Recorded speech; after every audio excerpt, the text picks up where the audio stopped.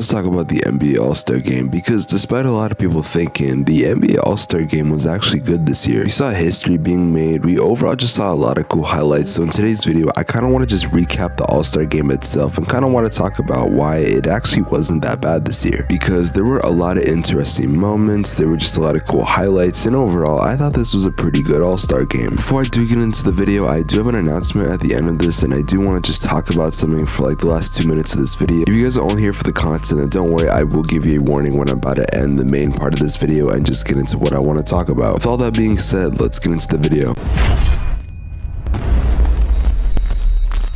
I think obviously if we're going to talk about anyone, we have to talk about Steph Curry. The man dropped 16 threes, and there was a point of the game where the man made like 3 or 4 straight three-pointers in a row. And if you didn't know, the previous record was about 9 three-pointers, so I think it's safe to say that Steph easily broke that record. What I do love about this is that Steph Curry did donate a lot of money to charity, because based on his stats was how much him himself was going to donate to a certain charity. It was $1,000 for every point, $3,000 for every three-pointer, and about $10,000 for winning the All-Star Game MVP, which if you could not tell, he obviously won. And if we're talking just about his stats, the man donated exactly $108,000 to a charity of his choice. I can't remember the exact charity, but I believe it was for some school systems, and he was also going to be providing coaching. Mind you, that $108,000 doesn't even talk about the fact that his Team LeBron would end up winning the whole game, and they would be donating hundreds of thousands of dollars. This is one of my favorite things about the new All-Star format, the fact that charity is being involved and that these quarters can be won, and the more quarters you win, and obviously the game that you win, you can win a lot more money for charity. It's an incentive to keep going, especially if you're passionate about the charity that you're playing for. Overall, there's not really much I can say about Steph Curry in this game. The man went off, he put up 50 points, he broke a lot of three-point records, and put up a lot of money for charity, and at the end of the day, he had a legendary performance. Some people were comparing the NBA All-Star Game to the Pro Bowl, and all I gotta say is that I don't really know if those are the same thing. See, with the NFL Pro Bowl, the season doesn't start for about 3 to 4 months, so you have about 3 to 4 months for recovery. Obviously, if you tear your ACL in the Pro Bowl and you're out for 9 months, then you're gonna miss some time. However, NBA All-Star Weekend, you get a 1-week break, if that. So if anything, the NBA All-Star Game would have more incentive to play kind of like the Pro Bowl is. And there were moments of the games where obviously they were playing lazy defense and they were just trying to get crazy ass dunks, and I'm okay with that. However, when it hit the 4th quarter and it was clutch time, everyone knew what was up. For a brief moment, I do want to talk about Devin Booker and Chris Paul in the NBA All-Star Game. Devin Booker had a really good All-Star Game performance. He put up about 16 points. For context, he was the leading scorer in the game for a while, and then Steph Curry decided to take off, so I honestly do think if Steph Curry didn't decide to go stupid, that Devin Booker could have maybe won the MVP. After that, it was a wrap, and I was like, I just want to see Devin Booker do well. There's not really much to say about Chris Paul, because obviously, you know, he got injured, and I do plan on making a video about that, so I don't want to say too much in this video. However, it was kind of cool to see him go out there, and I guess his team got the W, and he was playing with Monty Williams, so that's pretty cool. Overall, I'm still gonna die on the hill that I believe that Andrew Wiggins should have not have been an NBA All-Star starter, and it should have went to a guy like Devin Booker. I mean, I'm just saying, next year if Devin Booker is not an NBA All-Star starter, I'm a riot. Since we're at the halfway point of this video, the NBA halftime show was the NBA 75 ceremony, so I do want to talk about that. There's not really much to say overall then. I just thought the list was cool. I thought the fact that we saw all those GOATs out there and just so many NBA legends in the same building at one point was pretty dope. Not gonna lie, I did not think that Michael Jordan was gonna show, because I think a couple days ago, or maybe even yesterday, he was at the Daytona 500, and now it shows that he was at the NBA 75 thing. I thought that was pretty cool. I would have loved to be there for NBA All-Star Weekend and just be in that building with all those legends and amazing people and just overall NBA royalty. I know people were roasting the list. Some people were saying, oh, this list is invalidated, it's not a good list, but overall, all I gotta say is that at the end of the day, this list was full of some of the best players to ever do it. Maybe you guys don't agree that Damian Lillard should have been on that list, and maybe you think a guy like Kyrie or Klay Thompson should have been on there. Regardless of your opinion, I think we can all say that that room still had some of the greatest players to do it of all time. Yeah, the list wasn't exactly correct. There are some people I would definitely take out. However, that was a very special group of people, and I'm honestly glad the NBA did do something like this, and I cannot wait to see the NBA 100 list. That's going to be a pretty cool experience. In fact, I can promise you I'm going to that event whether I'm still doing YouTube or not. In fact, I'll be in my 40s, so there's no way I'm still doing YouTube, but I'm still going to go to that event regardless. That seems like something really cool I would want to do. Also, I kind of want to vent about about something because NBA Twitter is the most toxic thing I've ever seen in the world. So in a press conference after the game, LeBron James said, quote, "I always wanted to be like him," talking about MJ growing up. And if you look at when LeBron was born, I promise you literally 99% of kids wanted to play like Michael Jordan, even my own dad. It's the equivalent of kids nowadays wanting to play like Steph Curry. However, if you go to the replies and comments, all you're gonna see is that Jordan's fadeaways was the thing of beauty, yours is not. Oh, Jordan's better. Oh, LeBron's better. Just this and that. I know some people have their opinion on who's the GOAT. They think Jordan's better. They think LeBron is better. And to be honest, I think the argument itself is dumb and it's kind of pointless because we don't have a time machine. We can't see, oh, if they were to play each other, who would win? I mean, I get it though. GOAT arguments are kind of a part of every single sport. It's a part of everything in life. So I guess I understand the context. I'm not really blaming people, but at the same time, being toxic about it is just not the right way to go. In the words of J. Cole, they act like two legends cannot coexist. And I'm gonna ask the question, why can't they coexist? Why can't we have two legends like Michael Jordan and LeBron James just be some of the best players of all time? And why can we argue, oh, I think this is the GOAT for this reason, or I think this person's the GOAT because of this reason? Why can't we have moments in the sport of basketball? Because at the end of the day, the NBA is a brotherhood. Why can't we have a point where we have these two legends and they have a moment and we just have to pretend like it doesn't mean anything? I don't want this moment to take away how great the NBA 75 was, so I'm just gonna leave off with this. How many of you that are watching this video have actually sat down and you're watching a game of basketball, or you're watching what's going on right now in the NBA, and you just say to yourself, damn, I'm watching history, or damn, I'm watching some of the greatest to ever do it? Instead, you have people on Twitter, on the internet, that use their whole life to criticize players and just people in general because they have no other life. I'm gonna save the rest of my thoughts for another video because I do plan to talk about NBA Twitter, but overall, it's just toxic as hell. But overall, the NBA 75 was something great, and I can't wait for the NBA 100. The last player I do want to talk about is LeBron. The man showed out in his hometown, and there are some rumors going on that he could be joining the Cleveland Cavaliers in years to come and all these other things. I'm not sure what's going on with that situation, but all I gotta say is that he played well. Man hit the game winner to win the whole thing. He showed out. Overall, it was just a great experience to see LeBron back in Cleveland. And after LeBron James was teasing Cleveland fans about possibly coming back to the city, it's no doubt in my mind that when LeBron James's contract does inevitably end, we're gonna have an interesting offseason. Now, if you made it to the end of the video, thank you so much. And if you're here just for the content, me talking about the NBA All-Star game, you can leave right now. However, if you do hear what I want to have to say, then I'd very much appreciate it. I don't like talking about stuff like this normally on my channel. I really don't even like to talk about this more on social media, but I just kind of want to talk with y'all for a sec about something. I'm going to keep it really simple. I'm going to be taking a break for a couple days. You're going to get one video on the 21st, one video on the 22nd. However, the 23rd and 24th, I'm going to be taking a break. I'm not going to lie, something they don't tell you about YouTube when you start out is that it is mentally draining. I'm going to be completely honest with you guys. And it's not to say that all YouTubers are like this. For example, I don't think every single NBA YouTuber does daily upload. I think I'm one of the only exceptions. I'm not saying I'm better than them. It's just I kind of have that passion and drive and addiction to keep uploading every single day. With that being said, we're nearing the end of February and I've uploaded almost every single day this year. In fact, I think I have uploaded every single day this year. And I'm tired as hell. I'm going to be honest with you guys. It's not to say that I'm exhausted with the content, like, oh, I don't like talking about NBA. That is exactly not true whatsoever. I love talking NBA. I still will talk NBA even during my break. However, I've been making a lot of videos and I've just been mentally drained and tired. I've been going through some stuff behind the scenes, and overall, I'm not going to really talk about it more in depth, but I will say I'm just very tired. When the next video comes out, I'm going to be talking about Chris Paul. I'm not entirely sure how I'm going to be doing this because I might just take the day off social media in general, so I'm not sure if I'm going to respond to comments or not. The video will be scheduled and everything, but I'm not going to, of course, be able to see when it goes up and everything you guys say because I'm just going to take a break from social media for that day. However, I think what scares me the most about taking this break, and realistically, I don't have to daily upload every single day. However, I've held myself to this really big standard that I need to daily upload every day. I need to put out the best content every day, and there are days where I'm really tired and I'm like, yo, I don't know if I can do this, but I push through for you guys because I don't want to let y'all down. However, YouTube is one of the biggest platforms, and there are so many damn creators out there, and when people say stuff like, oh, you're my favorite NBA YouTuber, I don't know if that's just a phase, and if I leave for 2 days, you guys are going to move on to find someone else. For those of you that don't know, I'm independent. I don't have a team of people. I don't have, you know, a network, a manager, all that stuff. I literally run everything on my channel, which I'm not exactly blaming anyone because I've had people come up to me and say, hey, you know, I could edit for you for free, or, you know, I would like to be hired as your editor, which I very much do appreciate. But with the way I make my videos, it would be nearly impossible for me to hire an editor. On top of that, I don't have the budget for that. And I'm not LNU. I'm not going to pay you like a $5.47 an hour to edit really good videos. If I were to hire an editor, number one, I would have to know them IRL and live in the same area as me, and number two, I would need to be hiring them as a full salary employee, which I cannot do right now. So hopefully in 2 days after tomorrow, when I do eventually come back, I hope you guys are still here. And yes, I understand it's 2 days, it's not a week, it's not a month. It's like, oh, I'm going ghost forever. However, it's just the way my mind works, and I've seen this stuff on social media, and I need to take a break so I know in the future if I can. I'm gonna take these next couple days to kind of regroup. I have stuff on the second channel that I do want to put up. I also want to put up stuff on my NFL channel, which I went ghost after a couple days. Hopefully I can make a schedule that doesn't involve me waking up at 8 or 9 in the morning to record a video just to have it do a buzzer beater to get it out by 12. But yeah, I do want to thank you guys so much for all the recent support lately. It's been crazy. We're getting closer and closer by the day to 10,000 subscribers, which will inevitably become 100k. There's not really a whole lot I can say. Thank you so much. And like I said, hopefully in 2 days when I do inevitably come back, you guys will return, and I love you guys. When I say y'all have changed my life, I'm being completely serious and I'm not fabricating about it. You guys have no idea what y'all have done for me. You guys have changed my life.